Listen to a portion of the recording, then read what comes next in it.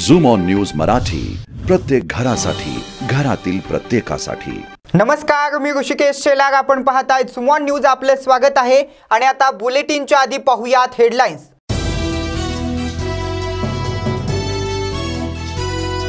उपमुख्यमंत्री हा शब्द फडणवीसांच्या मागे लावणं मला जड जाते, संजय राऊत यांचा टोला।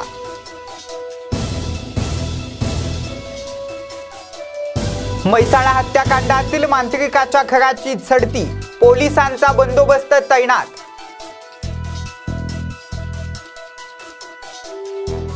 प्रवीण कलमे यांच्या विरोधात लुकआउट नोटीस जारी, नॉन बेल वॉरंट जारी करण्यात आले।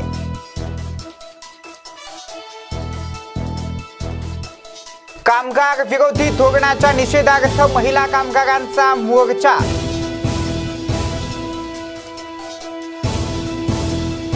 पाटीपुरा येथे आपसी वादात तरुणाचा खून, पोलिसांनी केली 4 मारेकऱ्यांना अटक।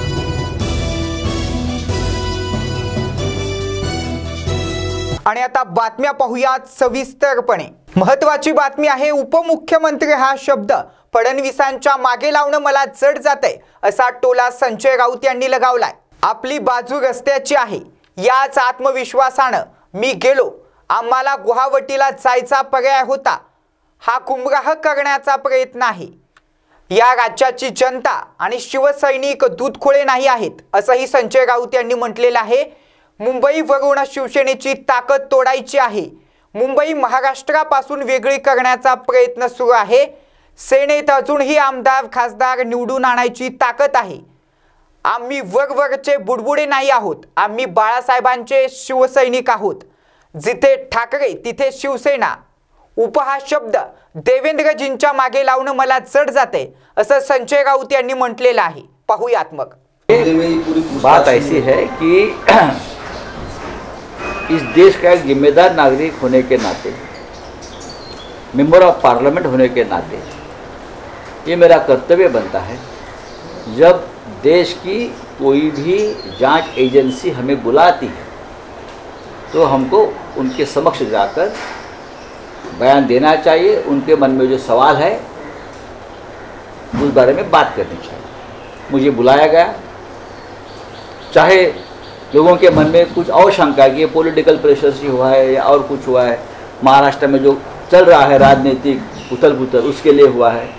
मैं कहता हूँ ऐसी कोई बात नहीं है। उनके मन में शंका थी, टाइमिंग का थोड़ा प्रॉब्लम है, ये टाइमिंग यही क्यों चुना है।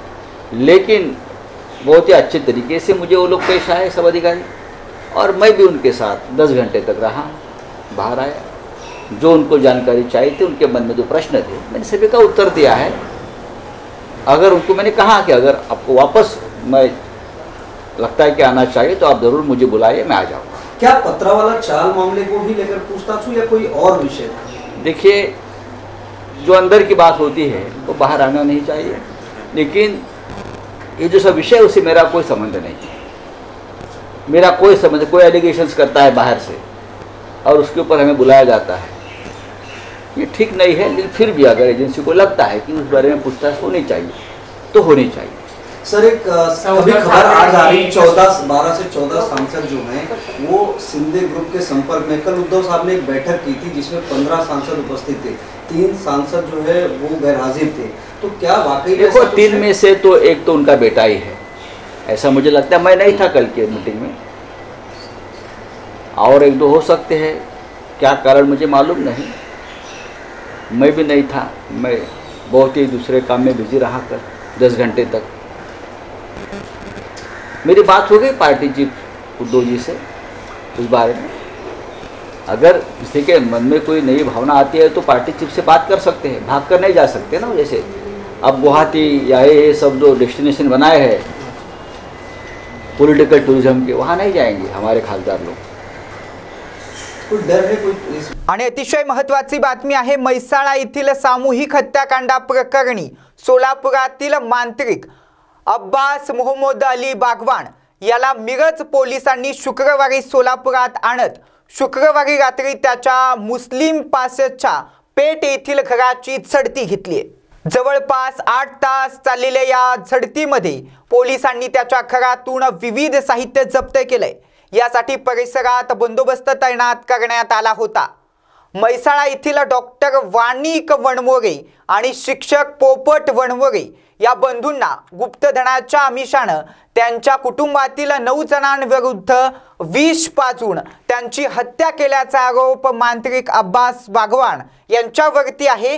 या प्रकरणी त्याला त्याच्या साथीदार धीरज सुरवसे याला देखील पोलिसांनी अटक केली आहे। दरम्यान त्याला सोलापुरात आणल्यानंतर त्याच्या घराची झडती घेण्यास सुरुवात झालेली आहे, अशी माहिती सूत्रांनी दिलेली आहे। हत्याकांड प्रकरणी आज सोलापुरात तुम्ही तपासासाठी आला, काय निष्पन्न झाले प्राथमिक? आज इथं काय पंचनाम्यामध्ये काय झडतीमध्ये काय सापडलं तुम्हाला?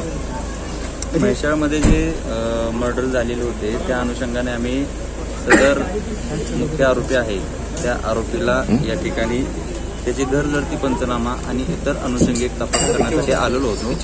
सविस्तर जे काही प्रेस नोट आणि असेल ती उद्या माननीय आयजी साहेब येणार आहेत। आणखीन एका मुलाला ताब्यात घेतला। शशिकांत मेटकरीसह सुदर्शन हुणमाने, जुवा न्यूज सोलापूर। प्रवीण कलमे यांच्या विरोधात मुंबई पोलिसांनी नॉन बेलेबल वॉरंट जारी केलेला आहे। तसेच प्रवीण कलमे हे देश सोडून गेल्याची माहिती असल्यामुळे त्यांच्या विरोधात लुकआउट नोटीस देखील जारी करण्यात आलेली आहे। SRA मधून फाईल चोरी केल्यासंदर्भात त्यांच्यावरती गुन्हा दाखल करण्यात आला होता। प्रवीण कलमे हा उद्धव ठाकरे यांचा राईट हँड आणि जितेंद्र आव्हाड यांचा सचिन वांजे असल्याची टीका किरीट सोमय्या यांनी केली आहे। SRA मधील सरकारी फाईल चोरल्या होत्या आणि उद्धव ठाकरे यांनी अटक करू नये यासाठी फोन देखील केले होते। शेवटी जवळ आल्याची प्रतिक्रिया आता अंत आलेला आहे, असं किरीट सोमय्या यांनी म्हटलेलं आहे। पाठपुरावा करत होतो, शेवटी अंत जवळ आहे। सर, वेगळा प्रश्न, काल संजय राऊत यांची ईडी चौकशी झाली, तब्बल 10 तास ईडीची चौकशी त्यांच्याकडे सुरू होती। आता पुढे नेमकं काय होणार आहे, काय तुमचं? हे पहा, एकदा ईडी आणि न्यायालय, आता ईडी पाहणार विषय फार सोपा आहे। संजय राऊतांकडे अनेक गाड्या, फॉरेन टूर, हॉटेल बुकिंग, अनेक फ्लॅट, जमीन अलिबागमध्ये पैसा कुठून आला? प्रवीण राऊतांकडून आला, राकेश वाधवांकडून, PMC बँक, पॉर्ले ग्रुप, प्लांटेशन कंपन्या। आता ह्या सगळ्यांचा हिशोब ईडी बहुतेक मागत असते, तर तो हिशोब तर द्यावा लागणार। संजय राऊत यांनी एक मध्ये ट्विट केलेलं होतं की ज्या आमदार आहेत ते तुमच्या सोबत आहेत, बंडखोर आमदार, त्यांच्यावर देखील ईडीची चौकशी लागली होती। आता पुढे किरीट सोमय्या काय? संजय राऊतला हे म्हणायचं की उद्धव ठाकरेचे सगळे 55 आमदार चोर होते, मग ठाकरे करत काय होते? ज्या कुठल्या आमदारांच्या त्रुट्यानी असेल त्याची चौकशी होत असेल तर ते त्यांना समर्थ आहेत उत्तर द्यायला। आरे कारशेड संदर्भात जे मुख्यमंत्र्यांनी काल आवाहन केलेलं होतं, आता जे नवीन मुख्यमंत्री आहेत त्यांना, की जे कांजूरचं कारशेड आहे त्याच्यावरच पुढे प्रस्ताव गेला पाहिजे। आरे कारशेड हे जे नॉर्म्स होते ते व्हायोलेट केलेले होते आरे कारशेडमुळे। दुपारच्या नंतर बोलतो। कामगार विरोधी धोरणाच्या निषेधार्थ महिला कामगारांचा मोर्चा निघालाय। केंद्र व राज्य सरकारच्या निषेधार्थ महिला कामगारांचा मोर्चा निघाल्याचं पाहायला मिळतंय। केंद्र व राज्य सरकारच्या कामगार विरोधी धोरणाच्या निषेधार्थ सांगली जिल्हा हमाल पंचायत नेतृत्वाखाली हमाल यांचा हा मोर्चा निघालेला आहे। कामगारांच्या विविध मागण्यासाठी हा मोर्चा निघालेला आहे। माथाडी मंडळ आणि जिल्हाधिकारी कार्यालयावरती भव्य मोर्चा काढण्यात आलेला आहे। या मोर्चाचं नेतृत्व महाराष्ट्र राज्याचे हमाल मापाडी महामंडळाचे राज्य उपाध्यक्ष कामगार नेते साथी विकास मगदूम, त्याचबरोबर बाजार समितीचे संचालक बाळासाहेब बडंगर यांनी केलेला आहे। महाराष्ट्र राज्य हमाल मापाडी महामंडळ आणि सांगली जिल्हा हमाल पंचायतच्या नेतृत्वाखाली सांगली जिल्ह्यातील हमाल महिला माथाडी कामगार आणि मापाड यांच्यावर जो अन्याय होतोय शासनाकडून, माथाडी कायद्यामध्ये परस्पर कामगार विरोधी धोरण आखलं जात आहे। उद्योग क्षेत्र त्यामधून उकळून काढण्याचा प्रयत्न शासनाकडनं चालू आहे। याचबरोबर केंद्र सरकारच्या कोड बिल जे आलेलं आहे नवीन 4च कायदे, त्यासाठी विरोध करणं, त्यासाठी आणि त्याचबरोबर महिला कामगार मापाडी हमाल यांना पेन्शन मिळाली पाहिजे, घरकुल मिळालं पाहिजे, मोफत औषध उपचार मिळाले पाहिजे, सर्व धंद्यातील ठेकेदारी पद्धत बंद झाली पाहिजे, स्थानिक भूमिपुत्रांना सर्व उद्योगामध्ये काम मिळालं पाहिजे, या व अशा अन्य मागण्यांसाठी आजचा हा मोर्चा आयोजित केलेला आहे। हमाल भवनपासून सुरुवात होऊन हा सदरचा मोर्चा कलेक्टर ऑफिसवर जाऊन शासनास निवेदन सादर करतो। आणि अतिशय महत्त्वाची बातमी आहे, पाटीपुरा येथे आपसी वादात तरुणाचा खून करण्यात आलाय। पोलिसांनी 4 मारेकरांना अटक केली आहे। आपसी वादात चाकून हल्ला करून युवकाचा खून करण्यात आलाय। वाद सोडवण्यासाठी गेलेल्या महिलेलाही मारहाण करण्यात आली आहे। ही घटना पाटीपुरा परिसरात घडलेली आहे। या घटनेनं एकच खळबळ उडाली असून पोलिसांनी 24 तासाच्या आत 4 मारेकरांच्या मुसक्या आवळल्यात। एका मारेकराच्या मागावरती अजूनही पोलीस आहेत। विशाल कृष्णा रामटेके वय 22 राहणार पाटीपुरा असं मृत युवकाचं नाव आहे।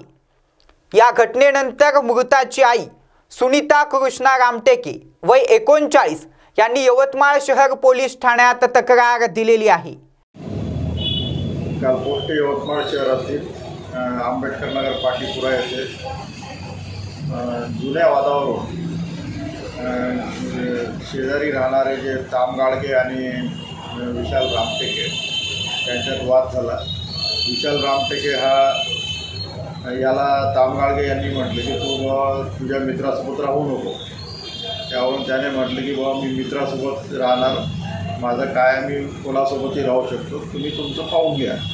यावरून त्याने त्यांचं न ऐकल्यामुळे हा राग मनात धरला आणि ताम गाडगे फॅमिली जी आहे त्याचे विनोद ताम गाडगे आणि त्याच्यासोबतचे 5-6 व्यक्ती रात्री दरम्यान 10:30 वाजता त्याला चाकूने मारून जखमी केले। त्याला उपचाराकरता सामान्य रुग्णालयात आणले असता डॉक्टरांनी त्याला मृत घोषित केले। वरून आपण पोलीस स्टेशनला विशाल रामटेके याची आई तिच्या तक्रारीवरून 302 दाखल केला आहे आणि तात्काळ आरोपीला अटक करून पुढील कारवाई चालू आहे। किती आरोपी आहेत सर? एकूण 6 आरोपी आहेत। त्यांचे आता PCR घेण्याची तयारी चालू आहे। आणि आता बातमी दौंडमधून आहे। नगर परिषदेच्या वतीनं शहरातील कचरा गोळा केला जातोय, मात्र त्याची विल्हेवाट योग्यरित्या केली जात नसल्याचं आपल्याला पाहायला मिळत आहे। दौंड शहरातील कचरा थेट भीमा नदी पात्रात टाकत असल्याचं आता निष्पन्न झाले। त्यामुळे जलप्राणी व नागरिकांचा जीव धोक्यात आलेला असल्याचं दिसत आहे। आता नगर परिषद कोणत्या उपाययोजना करणार हे पाहणं तितकंच महत्त्वाचं असेल। चला तर आता आपण याच घटनेचा आढावा घेतलेला आहे। आमचे प्रतिनिधी पवन साळवे, तेव्हा थेट पाहूयात हा आढावा। आपण दौंडमध्ये आहोत। दौंड शहरामध्ये दौंडच्या दृष्टिकोनाने दौंड शहरामध्ये कोणत्याही प्रकारचा विकास होताना आपल्याला काही दिसत नाहीये। कोणत्याही प्रकारे दौंड शहरामध्ये सोयीसुविधा नसल्याने आता दौंडमध्ये खूप समस्यांना नागरिक सामोरे जात आहे। दौंड नगरपालिका देखील अशा ज्या वादाच्या भोवऱ्यात आपल्याला अडकतानाही दिसत आहे। तर दौंड नगरपालिकेच्या वतीने स्वच्छ दौंड सुंदर दौंडचा नारा दिला जातो, मात्र त्या प्रकारे तो नारा फक्त कागदावरच आहे की काय असा देखील आता नागरिकांच्या मने आता हा प्रश्न उपस्थित होते। दौंड शहरामधील जो घनकचरा आहे, जो कचरा गोळा केला जातो, तो कचरा थेट भीमा नदीच्या पात्रामध्ये टाकला जातोय। तुम्ही पाहू शकता या ठिकाणी कशा प्रकारे भीमा नदी पात्रामध्ये दौंड नगरपालिकेच्या वतीने कशा प्रकारे कचरा टाकला जातोय। तर नक्कीच दौंडकरांनी या सगळ्या समस्येला सामोरं जात असताना तर नगरपालिकेकडनं दौंड नगरपालिकेने आता कशा प्रकारे यावर कशा उपाययोजना करणार हा देखील आता प्रश्न उपस्थित होतोय। नागरिकांना कचरा गोळा करण्यासाठी घरामध्ये कचरा गोळा करण्याचे सांगतात आणि दारामध्ये घंटागाडी आल्यानंतर त्या घंटागाडीमध्ये कचरा टाकण्यासाठी सांगतात, मात्र घंटागाडी चालकच जर अशा प्रकारचे कृत्य करत असेल तर दौंड नगरपालिका काय करत आहे हा देखील प्रश्न उपस्थित होतोय। थेट दौंड नगरपालिकेच्या वतीने थेट कचराच जर भीमा नदी पात्रामध्ये जर टाकत असेल तर नक्कीच येणाऱ्या पिढीला या सर्व दुर्गंधीपासून आणि आरोग्यापासून वाचू शकणार नाही। नक्कीच दौंड नगरपालिका स्वच्छ नारा सुंदर दौंडचा नारा जर देत असेल तर नगरपालिकेने नक्कीच या स्वच्छ दौंड सुंदर दौंडच्या नाऱ्याला नक्कीच या अंमलात आणलं पाहिजे असा देखील आता नागरिक प्रश्न उपस्थित करत आहे। आता कशा प्रकारे भीमा नदी पात्रामध्ये जो कचरा टाकला जातो तो कचरा आता नगरपालिका कशा प्रकारे थांबवणार हा देखील आता प्रश्न महत्त्वाचा मुद्दा ठरणार आहे।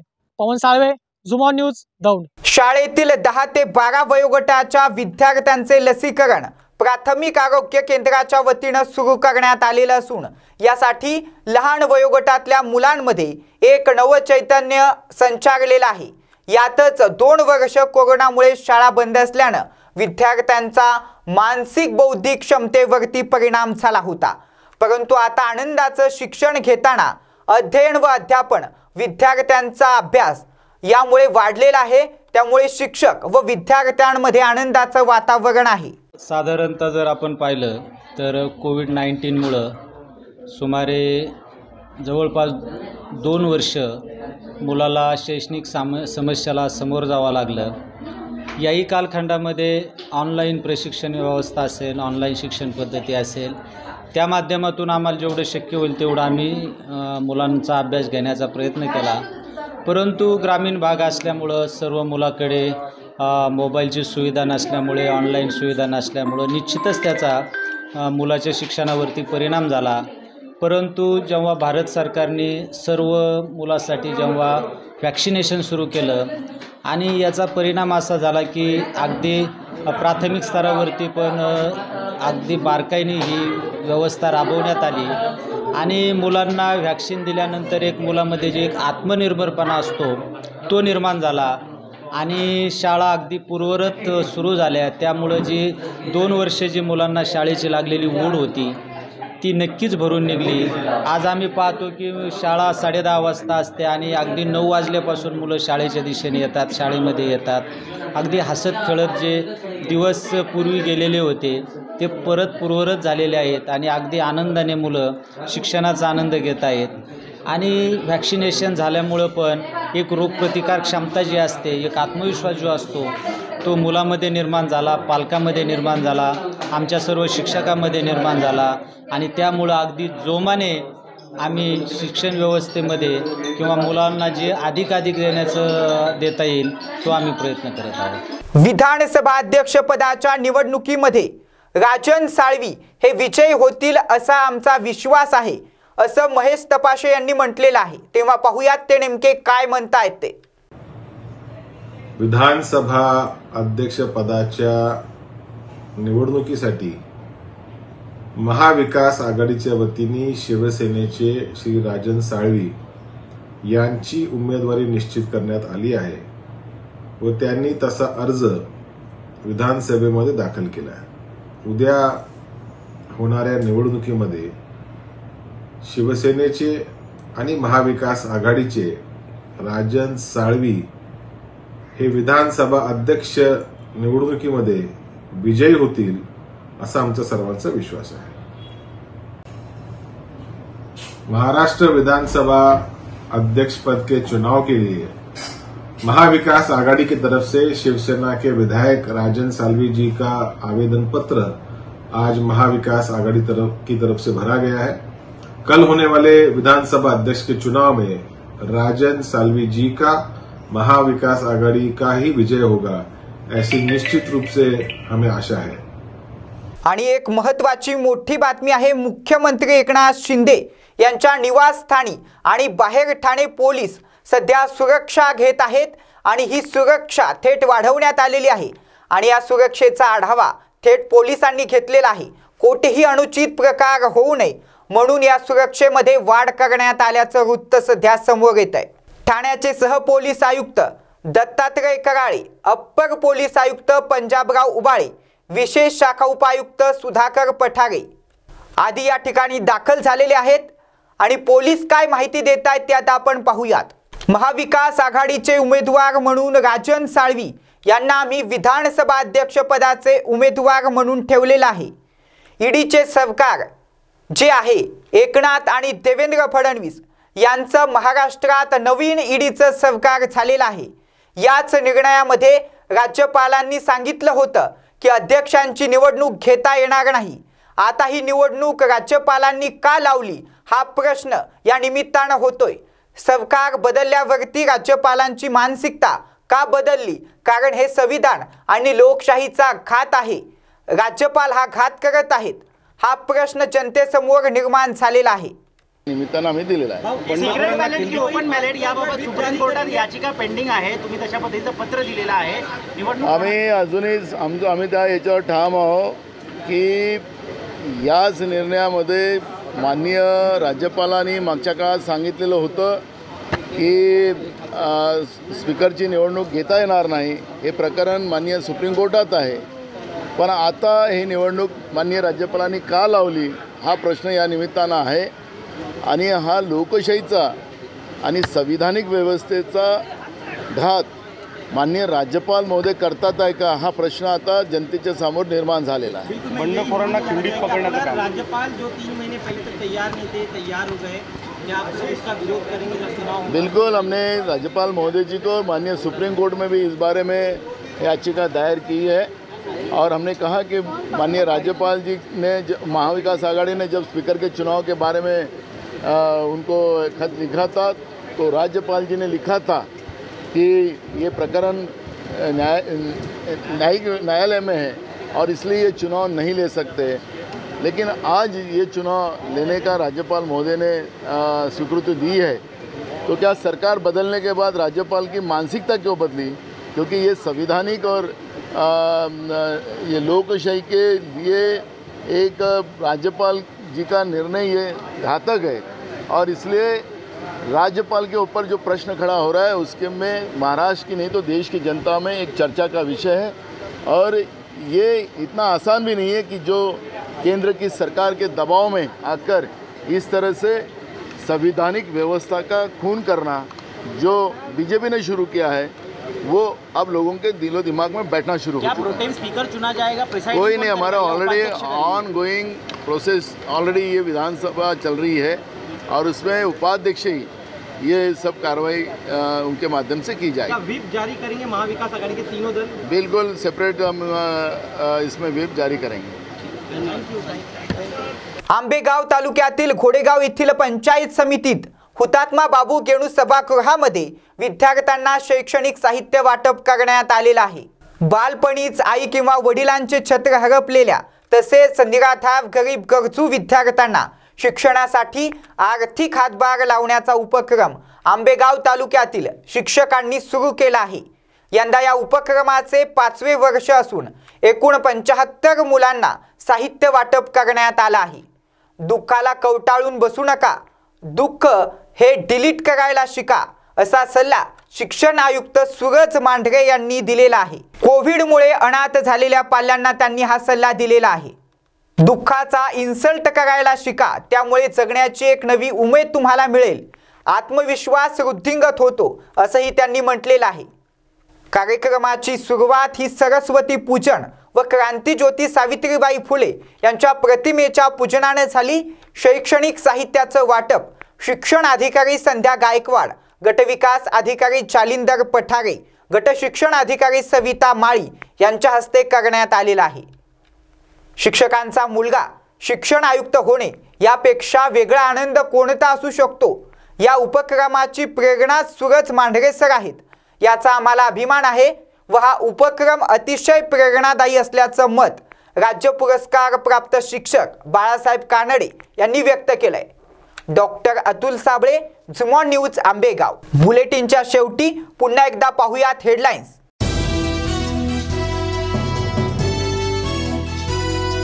उपमुख्यमंत्री हा शब्द फडणवीसांच्या मागे लावणं मला जड जातंय, संजय राऊत यांचा टोला.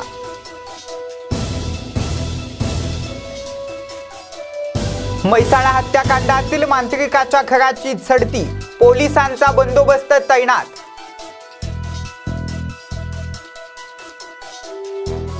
प्रवीण कलमे यांच्या विरोधात लुकआउट नोटीस जारी, नॉन बेल वॉरंट जारी करण्यात आले.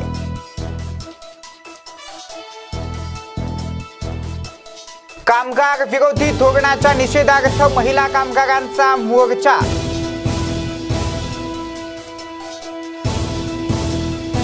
पाटीपुरा येथे आपसी वादात तरुणाचा खून, पोलिसांनी केली 4 मारेकऱ्यांना अटक.